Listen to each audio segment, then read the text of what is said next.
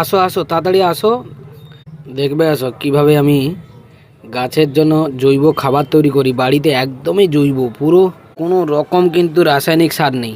আসো চলে আসো। এই দেখো গোবর নিয়েছি, প্রথমে গোবরের ভাগটা একটু বেশিই থাকবে, ওতেই হবে। আর এর সঙ্গে যে উপাদানগুলো মেশাবো সেগুলো তোমরা শেষ অবধি দেখতে থাকো, কারণ একদমই টানলে কিন্তু কিছুই বুঝতে পারবে না। এখানে পুরনো গোবর নিয়েছি আমি, দেখতে পাচ্ছ একদমই কালো কুচকুচে হয়ে গেছে। এই গোবরগুলো কিন্তু একদমই আদর্শ হবে আমার এই জৈব সারটি বানানোর জন্য।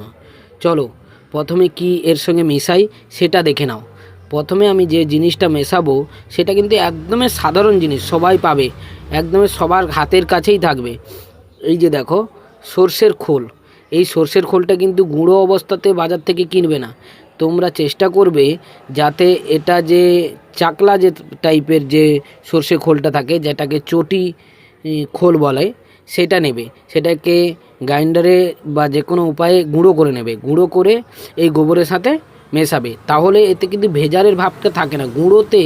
গুঁড়ো যে সর্ষের খোলটা থাকে বাজার থেকে, যেটা নিয়ে আসা হয় গুঁড়োটা, ওটাতে কিন্তু প্রচুর ধুলো ময়লা বালি থাকে, ওটা খুব একটা পিওর হয় না। কিন্তু যে চটি যে খোলটা, ওটা কিন্তু খুব একটা দাম বেশি নয়, গুঁড়ো খোলের থেকে সামান্য একটু বেশি হবে। ওটাই নেবে, ওটাই সবথেকে ভালো হবে। ওইটাই আমি সবসময় ব্যবহার করতে বেশি পছন্দ করি। আর এরপরে যেটা নেবে সেটা হচ্ছে হাড় গুঁড়ো। তোমরা হাড় গুঁড়ো নেবে এবং এই উপাদানগুলো 500 করে নেবে। যে সর্ষের খোল দিয়েছি এটাও 500 নেবে, হাড় গুঁড়ো এটাও 500 নেবে। এই হাড় গুঁড়োর সাথে দেখো একটা বড় হাড়ের টুকরো ছিল, এটা ফেলে দিয়েছি কারণ হাতে লেগে যেতে পারে মেশানোর সময়। হাড় গুঁড়োটা নেবে 500। এখানে তোমরা লেদার মিলও নিতে পারো, কোনো অসুবিধা নেই। এর সঙ্গে অ্যাড করতে হবে হাড় গুঁড়োটা দিলে গাছে ক্যালসিয়াম আরও অনেক কিছু বিষয় থাকে যেগুলো গাছ পাবে খুব সহজে। এই হাড় গুঁড়ো বা নিমখোলগুলো দিয়ে ভালো করে একটু মিশিয়ে নেবে, যাতে প্রত্যেকটা পাটের সঙ্গে মিশে যায়। এবং গোবরটা যে পুরনো গোবরটা যে নেবে খুব একটা ভেজা যেন না হয়, আবার খুব শুকনো যেন না হয়।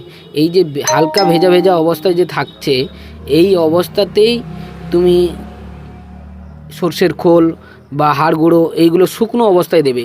কারণ ওই যে গোবরে যে মধ্যে যে ময়েশ্চারটা আছে, ওই হাড় গুঁড়ো বা আরও যেসব উপাদানগুলো মেশাবো সেগুলো টেনে নেবে। এরপরে দিচ্ছি দেখো খড়ের ছাই। খড় যে বলে ধান থেকে ধান গাছ যেটা বলা হয় খড়ের ছাই, সেটাই নিয়েছি। আমাদের এখানে গ্রাম্য ভাষায় বলা হয় খড়ের পাউস। তোমরা ওখানে তোমাদের এলাকাতে কি বলে এটাকে সবাই কমেন্ট করবে। আর এই ছাইটা ভালো, খুব সুন্দর পটাশের কাজ করে। আর যদি এই গোবরটাতে খুব একটা বেশি পরিমাণে যদি জল থাকে বা ময়েশ্চার থাকে, এই ছাইটা কিন্তু টেনে নেবে, খুব ভালো ঝুরঝুরে হবে এবং প্রত্যেকটা উপাদান ভালোভাবে মিশে যাবে, মিশতে সহযোগিতা করবে। ভালো করে মেশাবে ছাইটা দিয়ে, একটু সময় নিয়ে ভালো করে মেশাবে। এখানে কিন্তু কোনো রকম গন্ধ বা খুব একটা বিশ্রী গন্ধ থাকবে না, কারণ পুরনো গোবর সার নিয়েছি, কোনো গ্যাস তোমরা পাবে না। এরপর যেটা নেবে নিমখোল। এই দেখো নিমখোলটা যেটা ডলা পাকিয়ে আছে, এগুলোকে ভেঙে নেবে, তাতে ভালো করে মেশাতে সুবিধা হবে। দেখো একদম কড়া 1 নম্বর নিম আছে। যদি তোমরা একদমে যেটা 40 টাকা কিলো দরে পাওয়া যায় বাজারে, সেই নিমখোলটা নাও, সেটা কিন্তু খুব একটা ভালো হয় না। এটা 100 টাকা কিলো দরের নিমখোল, এটা পরিমাণে কম দিলে খুব ভালো কাজ করে। এটা 500 দিতে পারো, না হলে 300-400 গ্রাম হলেই হবে।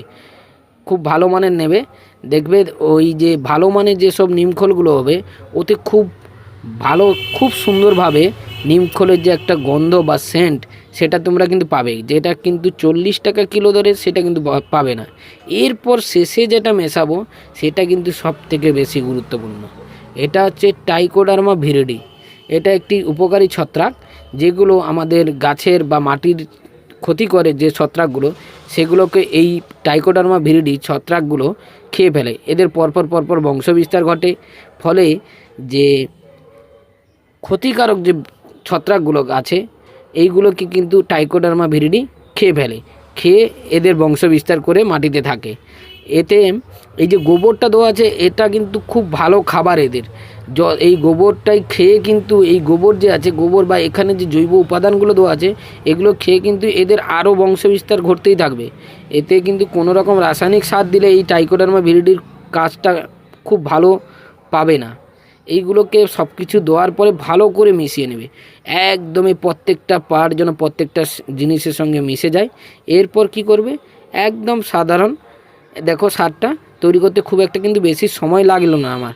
এরপর এই সারটিকে একটি প্লাস্টিকের বস্তার মধ্যে ভরে ফেলবে, ভরে প্রায় 5-7 দিন একদমই মুখ বন্ধ করে রেখে দাও ছায়া জায়গাতে। 5-7 দিন পরে আবার তোমরা এটাকে বের করে ভালো করে মেশাবে। যদি দেখো ময়েশ্চারটা খুব কম হয়ে গেছে, একটু জলের ছিটা দিয়ে আবার বস্তার মধ্যে ভরবে, ভরে প্রায় 10 থেকে 15 দিন মতন এইভাবে রেখে দেবে। দেখবে ওই যে সর্ষের খোল, হাড় গুঁড়ো, এইগুলো গোবরেরই জল টেনে একা একা ডিকম্পোস্ট হবে। এবং এর পরেই যেটা করব সেটার জন্য কিন্তু তোমরা নেক্সট ভিডিওর জন্য অপেক্ষা করো, দেখতে থাকো, আমার চ্যানেলের সাথে জুড়ে থাকো।